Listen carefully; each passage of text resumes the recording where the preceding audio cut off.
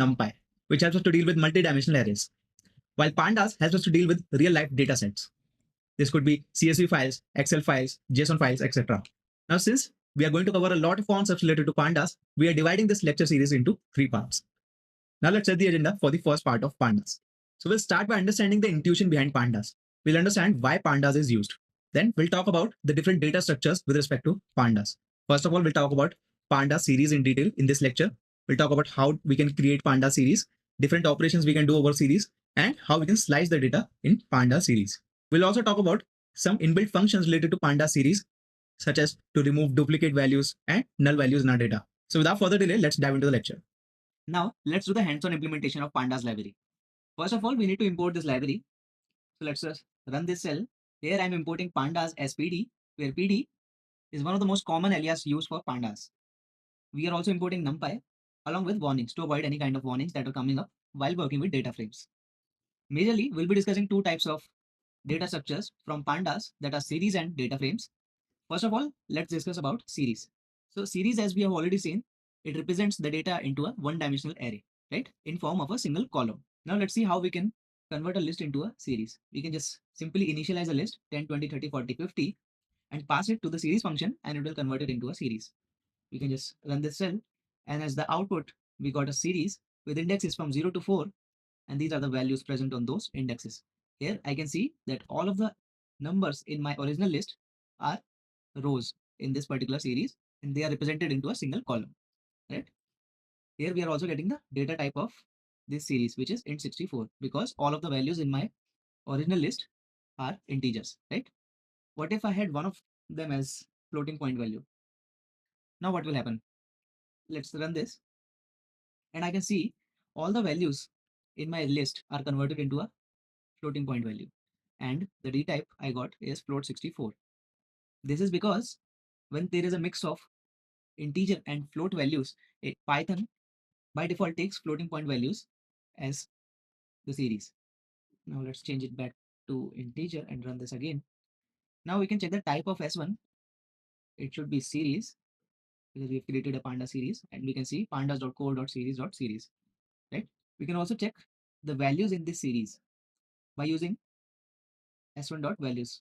This will give us an ND array of all the values in our series. Here we got array of 10, 20, 30, 40, 50, which are the values in our series, right? Now we can also do s1.index, which will give us the range of our indexing in this particular series. Here our indexes goes from 0 to 4.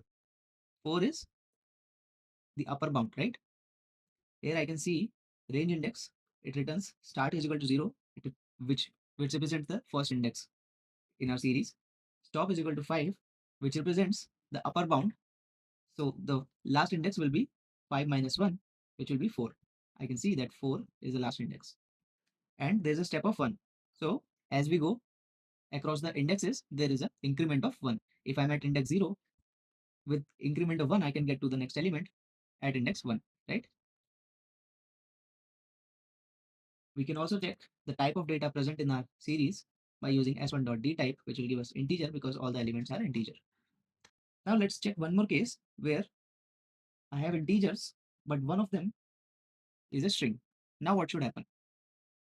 If I run this, now my series looks exactly the same, but my data type or d type has become object. This is because there is a mix of string and integer values, and the string cannot be directly converted into an integer, right? Now we can check s1.dtype, which will give us object. O represents object type.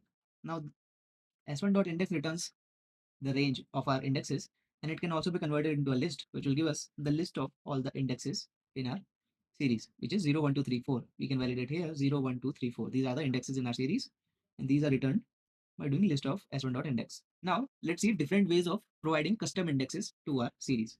First, let's say I have this list 101, 102, 103, 104, 105. I want to replace the initial indexes, which are these 0, 1, 2, 3, 4. I want to replace them with these new indexes. So I can simply do s1.index is equal to this new list. It will take that list as an input, and it will replace all the indexes with the updated indexes. We can see now s1 has 101 index, and there is a value 10 there. At 105, we have 50, right? Now it need not be an integer as well. We can also put a string as our indexes. Let's see an example here. If I'm providing A, B, C, D, E as the indexes to S1, and my indexes are updated with these new indexes A, B, C, D, E, which represents 10, 20, 30, 40, 50. And now D type is still object. This is because we have run this. Let's run this again, and our D type should be integer now. Yeah. So I have a series of integers, and I put the custom indexes of string type, right? Now I need not provide a list as well. I can just provide a range function, which will give the range in which I want the index to be. I want indexes from 1001 to 1006, where it will go from 1001 to 1005, 1006 minus 1, right? Because in range function, this value is not inclusive, right? So let's just run this as well. Now my indexes are updated to be within the given range. 1001 we got 10, 1002 we have 20, 1003 we have 30, and so on. We can also provide floating point values as the indexes. Let's see an example for that as well. S1.index is equal to list of floating point variables. We can see that at 1.5 I have 10, at 4.5 index I have 40, and at 5.7 I have 50. These are the different ways of changing the indexes in our series. Let's change it back to the string. And if I run s1.index here, now it gives me a numpy array with string values A, B, C, D, E, and it also tells the data type of this is object, right? Now let's check the different ways of accessing data in a series. So similar to list, we can do indexing on series as well. If I just do s1 of 0, it will refer to the first element of my series, right? And I can do s1 of 3, which will refer to 0, 1, 2, 3, 40, right? It will refer to 40. Now we have already converted the indexes into a string, right? Previously, let's just run it again. Still we got indexes A to E, right? But still we are able to access data with default indexing as well. So Python also maintain, or pandas also maintains the default indexing of these particular series. So even though we are updating with the custom indexes, this default indexing is still maintained. We can also refer with the updated indexes, which are S1 of A should refer to the first element, A is equal to 10. S1 of C should refer to the third element, which is 30. And what if I provide something that is not present in the array? Let's provide H. Now what should happen? It gives error that H is not present, or H index is not present, right? Which is expected because we only have index from A to E. Let's change it back to A.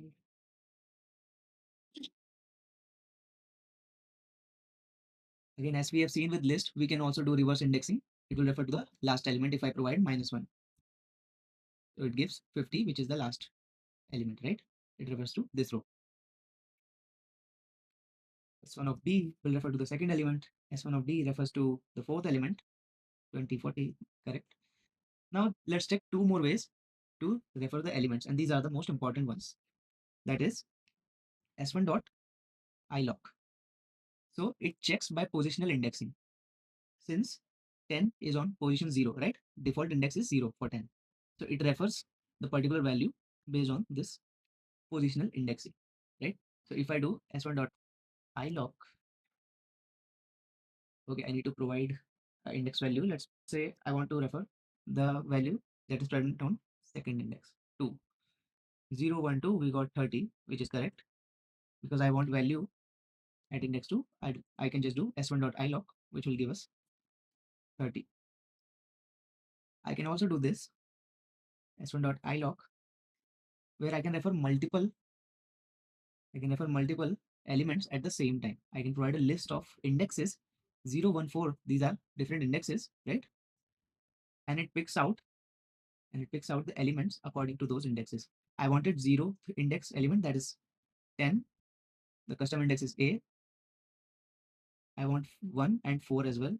So at 1 index we have 20, where custom index is B, and 4 will have 50.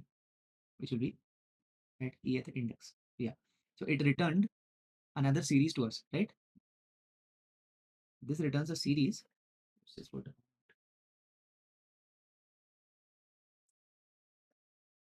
returns a series of values present in the index list, right? We can see we got values at 0, 1, 4, and it is returned as a separate series. There is another function that is lock. So this refers the indexes that we have provided, right? I can provide s1.log and I can provide a. It will refer to the first element, right? I can provide the list of indexes a, b, d, and I want values at these indexes. So it will also return a series with these values, right? Now, let's see different ways of updating, deleting, and adding values in our series. So this was our series where we have A, B, C, D indexes, and these are the values on those indexes. Now I can add one more element here using S1 of F is equal to 60. It's as simple as that. We can add a element with a new index, which is F, and with this value, it will update our series, and this F is also added at the bottom, right? Now we can do updation as well. If I do S1 of D is equal to 80, it will update the value present on dth index. As you can see previously here, 40 was there. You can see at D we had 40, but now it is converted to 80 since we have updated the value, right? We can delete a certain row as well by referring to the index of that row. So at one S1 dot drop, and this is the index I want to drop, in place is equal to 2 represents that I want to make change in the original series. So let's just run this. This is successful. Let's check the series now. The index D is removed. We can see A, B, C, E, F. Index D and the value at that particular index has been removed from the series. Now let's see some of the slicing techniques for series. Similar to what we have in list and strings, we can do slicing like this, which will give all the elements. So colon represents all the elements. If I provide 1 here, it will take the first element, right? It took the first element, A, 10. If I provide 4, it will take first 4 elements. So came like this, right? Now we can also see 2 colon 5, which represents I want to start from index 2 and I want to go up till 5, and 5 is not inclusive here, so we'll go up to 4. 2 to 4. I'll have 3 elements here, which are C, E, F, right? This is another way of slicing over a series. We can also do reverse slicing. So I'm starting with -1, which is the last index, right? It will refer to the element on the last index, and I want to go till the start. So since nothing is mentioned here, there's no end index, right? So we'll go till the condition is true, and we'll be going with a step of -1.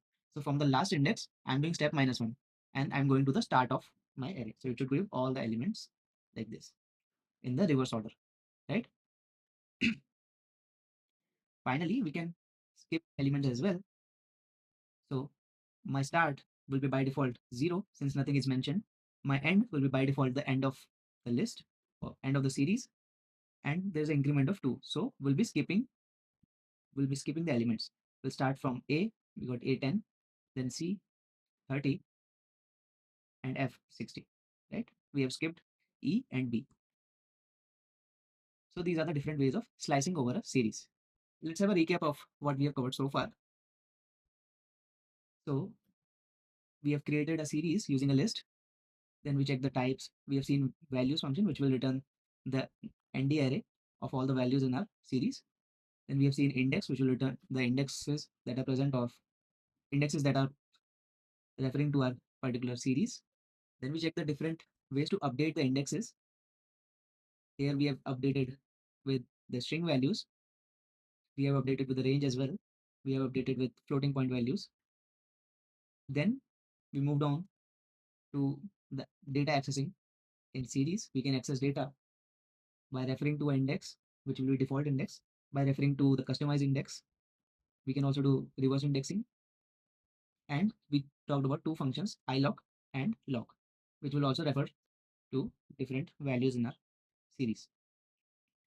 Then we saw some of the deletion, updation, and addition operations in the series. We can add a variable or an element by just doing simple s of f is equal to 60, which will add 60 to f index.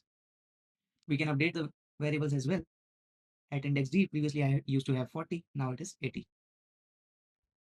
We can drop a certain index or particular row by referring to the index of that row. Then we talked about different slicing techniques over our series. We can do slicing like this, where I can go from the start of the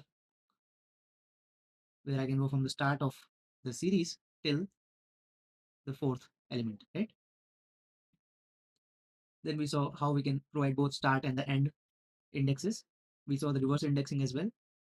And finally, we saw where we can skip certain values while doing slicing, right?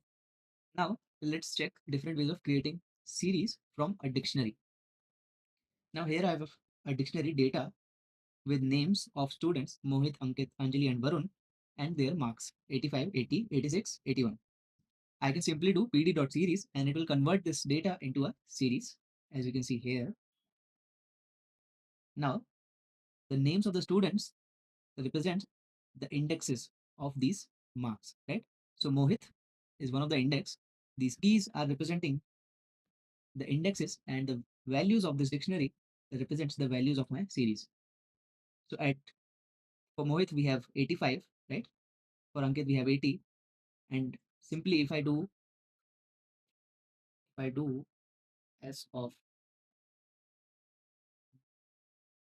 Mohit, I should be able to get the marks scored by Mohit, right?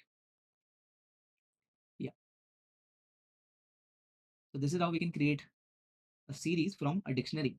Now let's see different operations we can do over it. Here's another dictionary that we have taken. Here we have city names, which are the capitals of certain states, and as values we have the state names. So Jaipur has Rajasthan, Mumbai, Maharashtra, and so on. This is our data. We can convert it into a series by doing pd.series data, and S2 will represent our series where our indexes are the city names and our values are the state names. So if I just do S2 of Jaipur, I should be able to refer to Rajasthan, right? Now let's check S2.index. So index here represents object type data, right? And it need not be referred with the indexes that we have provided. We can also do this. S2 of 0, still it gives Rajasthan because default indexing is also maintained. Since Jaipur is on the 0th index, or it's the first element in the series, so we can refer it with 0 as well. And if we do s2.values, we'll get the array of all the state names, right? We have already seen this. We can do s2 of 0, which will refer to Rajasthan, which is the first row. We can also do s2 3. Now it refers to Punjab. Let's see. Punjab is here. If we do the indexing from Jaipur, Jaipur will be at 0, Mumbai will be at 1, Kolkata will be at 2, Chandigarh will be at 3. So we have provided S2 of 3. It refers to Chandigarh, where the value is Punjab. So we got Punjab. Now S2 dot law Jaipur. Let's see what it says. It also refers to Rajasthan, right? And iloc refers to the default indexing.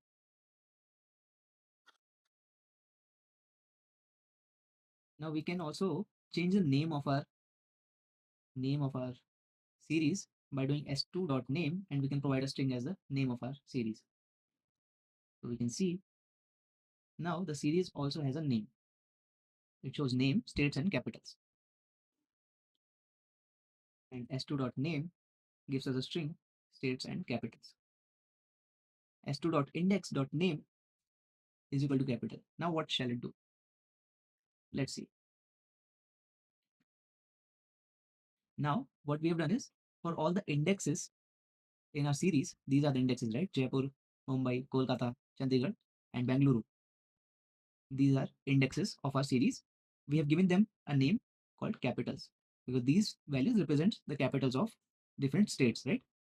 So we have named them capitals.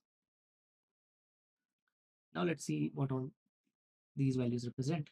S2.index again gives us the array of all the indexes, Jaipur, Mumbai, Kolkata, Chandigarh, and Bangalore, where name is also mentioned as capitals, right? Previously it was not coming, but since we have specifically provided the name to our indexes, it's giving name is equal to capitals. S2.values refers to all the values and it provides a list of those values. S2.dtype tells us we have object type data in our series. S2.name tells us the series name is states and capitals. And S2.index.name again it refers to capitals because our indexes are named as capitals. Here I can do this as well. It will refer to these three capitals in my series, Jaipur, Mumbai, and Kolkata. Right? Now, let's see another example. Here I have roll numbers of students and their marks. These two are two different lists, and I've converted the result into a series, right? And I provided index is equal to roll number. So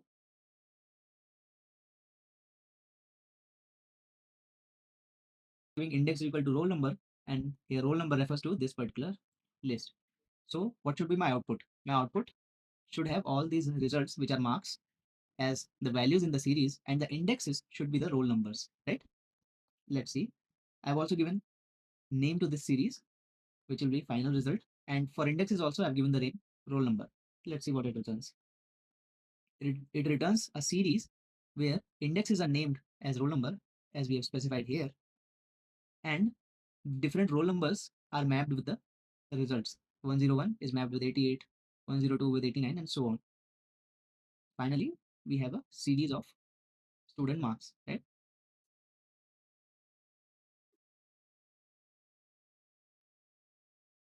So let's just refer to the previous series we had.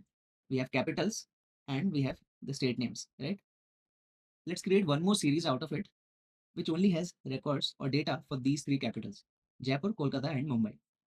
So I've consolidated them into a list called capitals, and I'll provide it as an input while converting into a series. So I want a series S4 such that it should take data from S2, which is this particular series, and it will take only the indexes present in this particular list, only these three cities. Let's run this. Here we can see it has copied the name from the previous series and it is only taking the values which we have specified in this particular list, right? Similarly, we can check this as well. Now, here, these three capitals that are Jaipur, Kolkata, and Mumbai are present in our original series. But Delhi and Chennai are not present in the original series, right? So, what has happened here is when we created S5 with the same consideration as we have done here for S4, it picked out these two indexes as well and it provided them default value as nulls. Here NaN represents null values. So we got Jaipur, Rajasthan, Kolkata, West Bengal, Mumbai, Maharashtra, because these values are matching and these are present, these indexes are present in the original series. So they are returned as it is. But for new entries, it has given null values as the initial input, right? Now, finally, let's see some important functions with respect to Pandas series. First of all, we have the isNull function. It checks for missing values in our data. Since we can see in S5, two of these values are nulls, right? Because these two are new indexes and we don't have any values for them. So let's just run this. Let's see what it represents. It says at index Jaipur, we don't have any null values. At Kolkata also, we don't have any null values. Mumbai also doesn't have. But Delhi and Chennai are null. This we can validate here as well. False represents there's no null value on that particular row. And true represents there is a null value on that particular row. And we can see this is also a series in itself, right? If I store this into series S6, and now if I check S6, type of S6, it tells me this is also a series, right? So here the output, this is also a series where the values are of Boolean type because these are true and false. Another important function is not null. So if we do s5.notNull, it gives us if a certain index has a null value or not. So it is just a reverse of is null. For Jaipur, we don't have null values, so it gives true. For Kolkata, we don't have null values, again it gives true. For Delhi and Chennai, it gives false because these two are nulls, right? Now let's see what this particular line of code do. We are taking series S5, we are checking is nulls, and we are doing sum of them. Let's see what it represents. So it is checking how many true values are coming for this particular function. We saw there are two null values, so it returns 2, right? It returns the sum of true values in this particular series, right? Similarly, we can check here as well. Here we should get 3 because we have 3 legal records, or we have 3 not null values. So it is true 3 times, it returns 3. Now let's add some of the records to this particular series. I'll add one more record where at index Bangalore, I want Karnataka as the value. So this is also added here. We can see at the bottom, it has added one more index Bangalore, and the value at that index is Karnataka. Now if we do s5.head, now head function returns the topmost rows. By default, it returns 5 rows. We can also specify the number of rows we want. Let's say I only want 2 rows.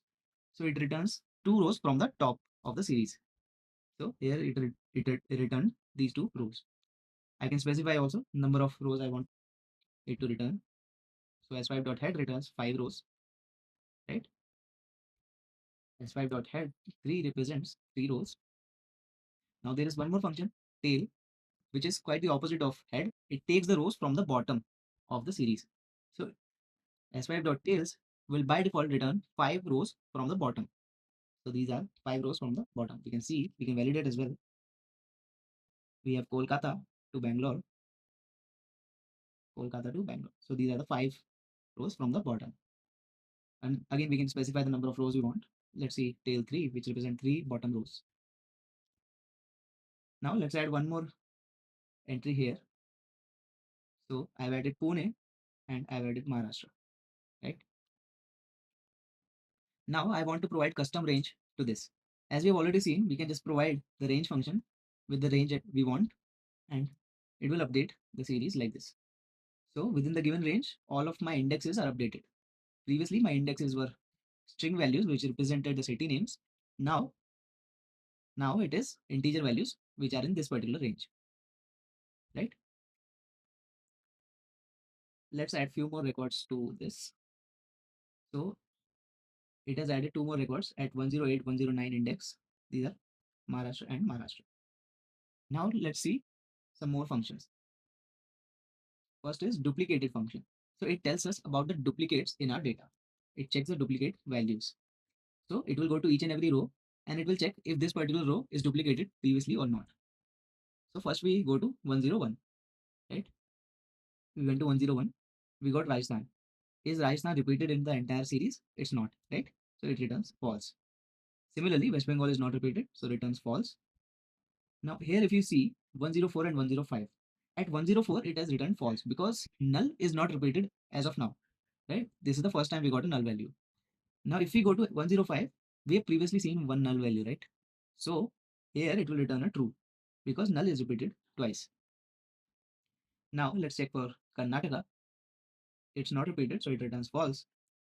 And Maharashtra, if you see, it has already been repeated at, it was first discovered on 103. Now it is repeated 3 more times, so all of them will have true. But till here, till 103, Maharashtra was not repeated, so here it's false, right? Now let's do s5.duplicated.sum, and it will give us 4, which represents the 4 duplicate values. We have this particular row as duplicate and these 3 rows as duplicates, right? Because the values are exactly same to other rows. Now let's see what drop NA functions do. So let's first check s5 dot drop NA. What does it return?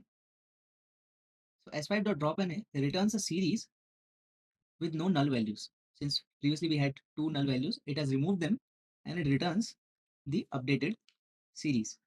So if I do s5 dot drop NA dot duplicated dot sum, previously we have seen s5 dot duplicated dot sum. We saw there are 4 duplicates, but this is because there were 2 null values as well. So one of them were calculated as duplicate. But if we remove the null values, then check the duplicates, what we got is 3, because that one null value duplicate has been removed. Now we can see there are 3 duplicates where Maharashtra is repeated 4 times. So these 3 entries will be marked as duplicate. We can validate by doing this as well. Here we can see last 3 entries are marked to be duplicate.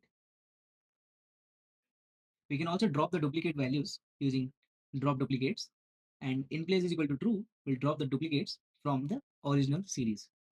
So if we just run this, it will return the duplicated rows and we got a unique series, right? Now here we did use the drop NA function, but we did not specify we need to make change in the original list, original series.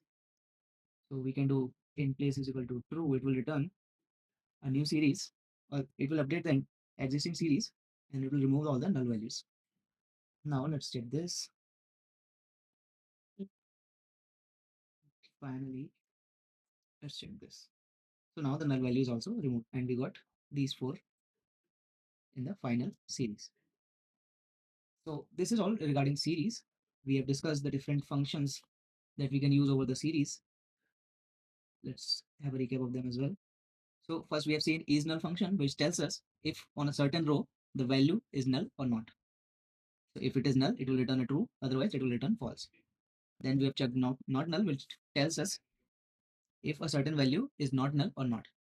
So since Jaipur, Kolkata and Mumbai were not null, they have been assigned true, and Delhi and Chennai were having null values, so we got false. Then we have checked is null dot sum, which gives us a sum of null values, and we have checked not null dot sum, which gives us the sum of not null values in the series. Then we have seen how we can add few records to the series. We talked about 2 more functions to extract data from our series, that is head and tail. Head will pick out the n number of records from the top of the series, and tail will pick out n number of records from the bottom of the series. By default, they will bring out 5 records. If the total number of records are less than 5, it will return all the records, right? Then we saw different ways to add data to a series.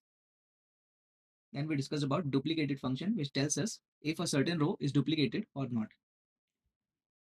Then we talked about drop NA, which tells us, which removes the null values from our series. And finally, we talked about drop duplicates, which removes the duplicate values from our series. That will be all for the first session of Pandas. Let's talk about the key takeaways of this session. So first of all, we talked about what Pandas is, how it helps us to be a mediator between us and the data, right? Then we talked about Pandas series in detail. We talked about different operations we can do over Pandas series, how we can add, update, and delete the data from our series, different ways of accessing the data from our series, and how we can slice the data from our series. And finally, we talked about how we can create series from a dictionary. Then we also talked about the different functions related to Pandas series, such as to view data, we can use head and tail function, right? Head function will get the top 5 rows and tail function will get the bottom 5 rows. Then we talked about how we can deal with duplicate values and null values in our Pandas series. Now in the next lecture, we'll talk about another Pandas data structures, that is data frames. Till then, keep on practicing and we'll see you in the next video. Please do provide the feedback for this session. Thank you for joining this session. All the best for your preparation. Happy learning.